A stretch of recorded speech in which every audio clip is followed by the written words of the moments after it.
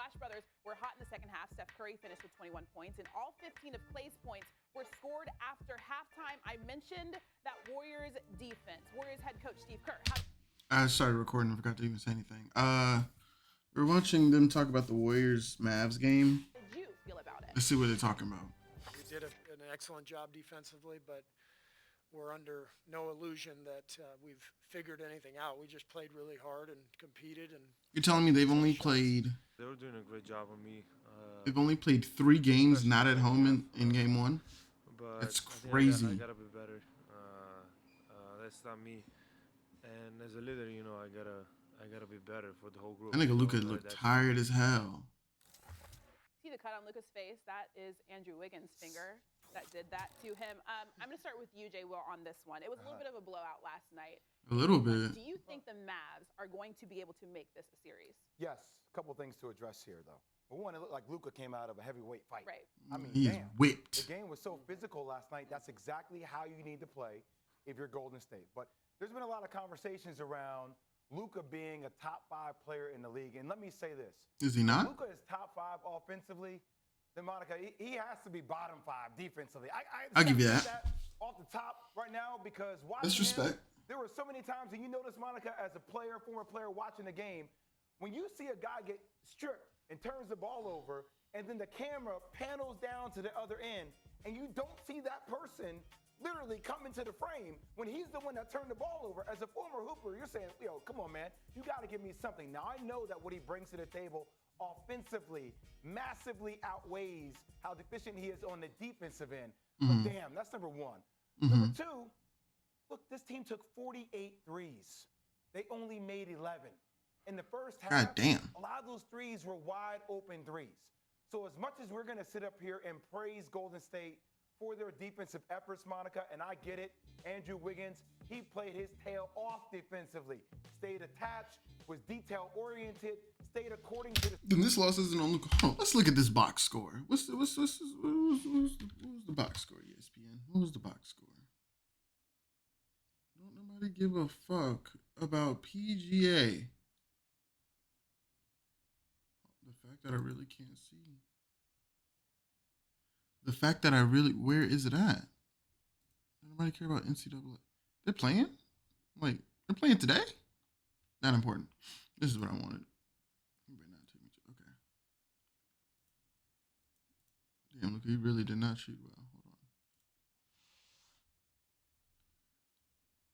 Hold on. Okay, so let's just take a look. So, okay, hold on. We got to find Luka. 6 for 18, 3 for 10, 20 points. He played like ass, low-key. He had 27 and 4 with a steal. He had 7 turnovers. Just bad. Jalen Brunson, 6 for 16. 0 for 5 from 3. Bum. Reggie Bullock, 4 for 10. 3 for 10 from 3. Bum. 4 for 12. 3 for 10 for bum. Dorian Finney-Smith, 2 for 6. 1 for 3. Spencer Dinwiddie, 5 for 11. Neil Aquina, 0 for 2. Jalen Green. Where's Jermichael Green? Josh Green. Who? The fuck? 1 for 3. Trey Burke. So you're telling me, I gotta make sure I'm doing my math right now. I ain't no mathematician. 1, 2, 3. You're telling me 3 people on their team shot plus 50% from the field and you expected them to win? They shot 36% of the team, 29% from 3. Nobody shot plus 50% from 3. There is Bertans 0 for 4. Kleber 1 for 4. Sterling Brown 0 for 1. Marquise Chris did not take a shot. Trey Burke 0 for 1. Spencer Dinwiddie 3 for 7. Neil Aquina 0 for 2. What? Help! If y'all was hitting shots, Luka would have. We're just being honest, because Luka probably accounted for. Would be nice. Probably about 60 of these points, right? Let's say Luka accounted for 60. Well, he didn't based off of this. He would have at least accounted for 60 if all they had to do. If everybody on the team would have made 3 more shots, they'd have been fine. But no, you got Clay 7 for 13, Steph 7 for 16, Wiggins 8 for 17. But y'all want Luka. Otto Porter Jr. came off the bench and gave you 10. Jordan Poole came off the bench and gave you 19. Spencer Dinwiddie should be offsetting that. It was literally Luka versus the world. Goddamn, got Luka looking like LeBron. To the scouting report. But at the end of the day, Luka typically makes shots that are challenging, difficult shots. So for me, if they're knocking down threes at a high clip, we're not talking about how great Golden State is defensively. We're talking about how they're shooting lights out. So look, game one is a feel-out game. We all know this. I think Golden State is a good team. They're probably favored in the series, but by no means do I count Dallas out of this series off one game. None. Yeah, I agree with you 100%, Jay. And again, you cannot praise Andrew Wiggins enough for the way that he was able to defend Luka. But when you look at it in totality, he's able to stay that close to him because he knows he has tremendous support. Because some niggas suck. Nobody could buy a three-point shot if you were wearing a Dallas Mavericks jersey. And so, to me, not only will Luka stop and survey and acknowledge the way that he's been played, his role players absolutely have to help him out, because then you force the Warriors defense to play. Hold on, what the fuck is that noise? Anybody asked you to play noise, ESPN? God damn, that's what nobody's y'all now. Collapsing on him. There were a number of times we've gone over different clips in the tape, and you can see Dwight Powell setting a screen, or Jalen Brunson in the peripheral, or Dorian Finney-Smith. But because those guys could not get water from a water faucet, there was no reason to go out and contend them. Now, on the flip side, in terms of Dallas making this a series, Steph and Klay and the amount of action in the Warriors offense continues to be problematic, right? All they have to do, switch everything. Yeah, we're switching everything. Hey, I'd rather force them to make all the shots. Give up nothing. We're running a 3-2. We're running a 2-3 zone. They run pin down screens to the corner. They've been doing the same offense for 10 years. Switch everything. Let them run. Right? And Dorian Finney-Smith and Reggie Bullock are guys that you respect as defenders. But they just had to work so hard to stay attached to those guys because of the offense. And so I expect Jason Kidd to look at this thing in totality and make some adjustments. I know that Luka and the Mavs are one of the slower-paced teams in the league, and Luka likes to take his time and make it work. But they've got to figure out a way to get some easy baskets. I think back to the glimpses of Dinwiddie and Jalen Brunson in the Jazz series, at points during the Sun series. They have the talent to get out and get in transition a little bit and contend maybe with some of the Warriors. Only person that shouldn't be running is Luka. Stifling defense, but I still think this is going to be a series, absolutely. Monica, we're going to 6. End up talking about Dallas and 6. Calling it right now. Dallas and 6. You've been going to bring another superstar in the play with Luka Doncic. But I got to tell you, if I'm Reggie Bullock, if I'm Dodo, Dorian Finney-Smith, there are a lot of times throughout the course of a game, Jalen Brunson, I'm looking at this dude out the side of my eye, be like, yo, man, you are a liability. Like, you are killing us on the defensive end. And we're trying to... But you see, I can take that, right? If he's scoring all the points... Again, me being the type of basketball player that I am, I'm very whatever it takes to win. Okay, so I don't give a fuck if I take 2 shots and I'll just play defense. That's low-key what I want to do anyway. If you say you can't play the defense, right, you just going to get cooked. Cool. Funnel all the points through him. We're going to funnel everything. We're going to funnel it all into, he's going to check whoever their best scorer is, and we're going to lock everybody else down. Now, with a team like the Warriors, you can't do that. So I'm like, fuck it. We're going to drop into a 2-3 zone. Hey, we're going to go 3-2 because they're going to run a screen at the top, and they're going to have somebody at the wing to drop down to the corner. Unfortunately, it's, again, same offense they've been running all year. Because of that, I don't believe in I believe in their ability to get to the paint, but I would much rather, because I know how deadly the Warriors are from 3, wouldn't it be sense just to make them drive into the lane? Execute. I understand, but it goes both ways, right? Because what he brings to the table, Monica, is incredible offensively. He's a genius. He's a savant. I love it. But there are times, if you're executing, if you're out there, you're denying passing lanes, you know this back screen is coming, you actually play, and then you see him stand up, and he gets you beat because of the continuity. That exposes him more because you can't hide him in the defense. Whereas vice versa, to a degree, with Steph Curry, when he's on Dorian Finney-Smith, they didn't involve him in a lot of action. Steph was just sitting in the corner, saving his legs offensively. So that's my thing. If you're taking away Luka's legs defensively by making him move with constant movement, that takes away from some of the energy and the pop. Hey, what did Jimmy Butler do against Boston when Pritchard was on the court? Switch. We're gonna run pick and roll with him all night. I'm throwing Steph through every screen. Then we're running 3-screen action. Loop around. I'm just have niggas sprinting. Niggas just gonna be running for no reason.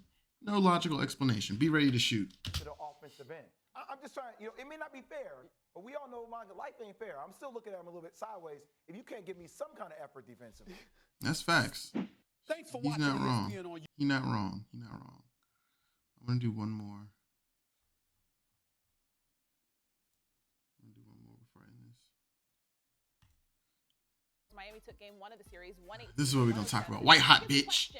Who will be on the court for both teams? Miami's Kyle Lowry is still out for the fourth game. Duncan Max. in a row. Hey. Injury, and for Give me Boston, that. Al Horford is listed as doubtful, and Marcus Smart is probable for game 2. So Jimmy Kyle ain't Butler playing. is a force Kyle trying to coast his way to another goddamn ring.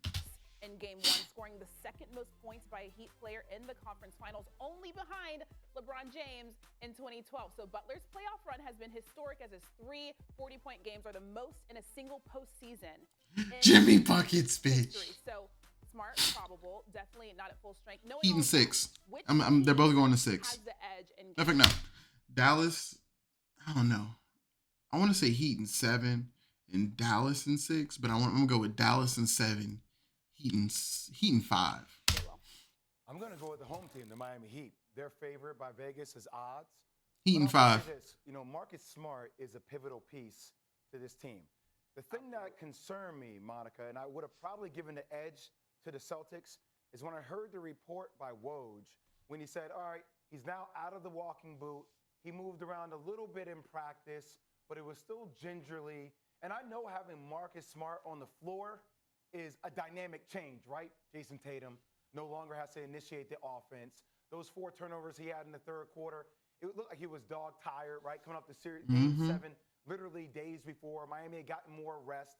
I understand all that, but also he's the equalizer to Jimmy Butler. And I wonder, even having him back at 70, 80% is still a better percentage, because you can't target Peyton Pritchard anymore. Right? Him playing 30 minutes, we all know what time that was. As soon as they saw Peyton Pritchard walk on the court, I want him. Oh, come here, Peyton. And it's no disrespect to Peyton. It's just what it is when you're going in the Eastern Conference Finals against guys like Jimmy Butler and guys who have a coach in Eric Spoelstra that will target the weakness of a link, right, to a degree. Now you can't do that with Marcus Smart, but still, I still give the slight favorite to Miami just because I don't know what version of Marcus Smart is going to come back. Is he playing? Participate in game 2 tonight. Oh, he's playing. Bet. Jay, I'm inclined Break his ankle. to agree. Don't do that. with Don't. you. It's not a wide Listen, this is all for entertainment. Do not do that. margin. Marcus Smart does not play, right? And so I think one of the things that we've appreciated about this Celtics squad is their ability to bounce back after losses. They are 9-1 after their 10 losses in terms of the game after the loss, right? But you dig a little deeper into that, Jason Tatum in those games has not been without Marcus Smart or Al Horford.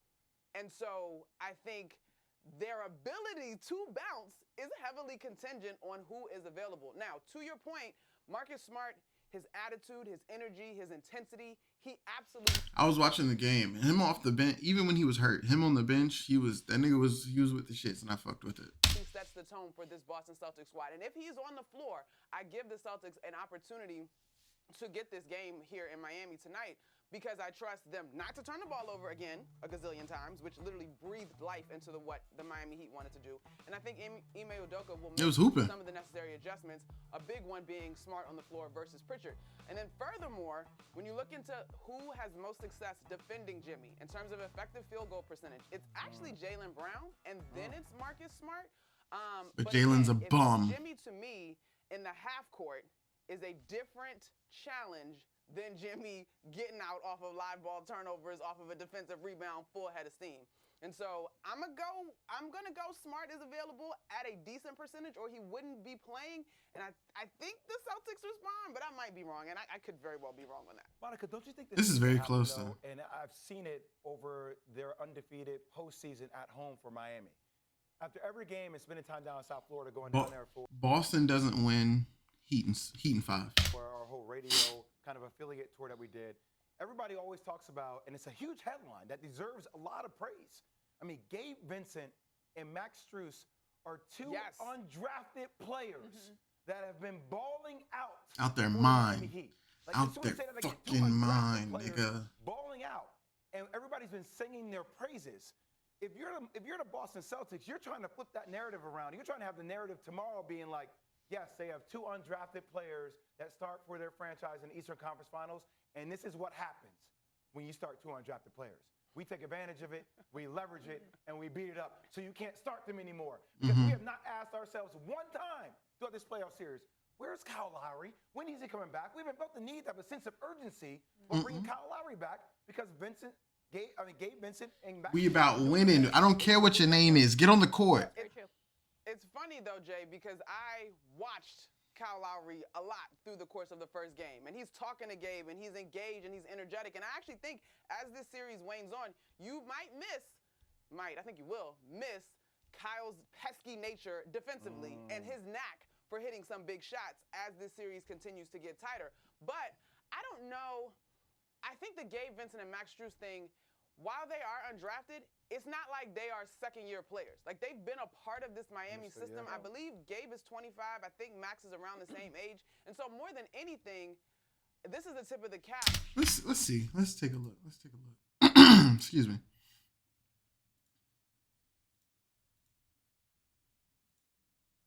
Let's take a look. Damn, why they got us? I don't like that. That's crazy. Dwayne Dedman leads us in that's a whole other issue. Oh, these are regular season. I'm like, what the fuck? I want to see the roster.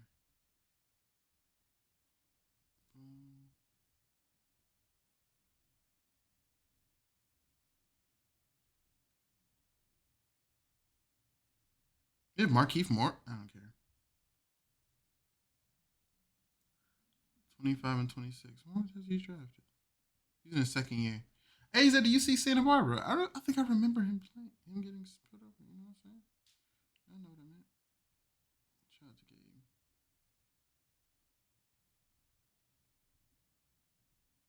Yeah, 17, 15. Hold on, Gabe. Are you a bucket? Let me find out. Let me find out. I gotta buy a Gabe Vincent jersey. If the Heat win the finals, I'll buy a Gabe Vincent jersey. Max Strus in his second season. Out of DePaul. Hold on, Max. You look like a bucket too. Hold on. They looking real scrumdiddlyumptious over there in Miami. To what Miami does in terms of their system and their development, in the same vein that we talk about what the Warriors do with their system and their development. And so I hear you, but I also don't know it's like they just pull some bums off the street, because what they've done is made viable and contributing NBA players out of those guys. I'm just saying, if you're Marcus Smart, if you're Jaylen Brown, if you're Jason Tatum, you'd be like, come on, man. It's time. Like, you don't look at it that way. That's facts. Whatever you got to do to get out. Yeah, that's facts. That's true. That's true. That's facts. Hey, if them niggas, if the Heat win again, bruh, Miami in 5.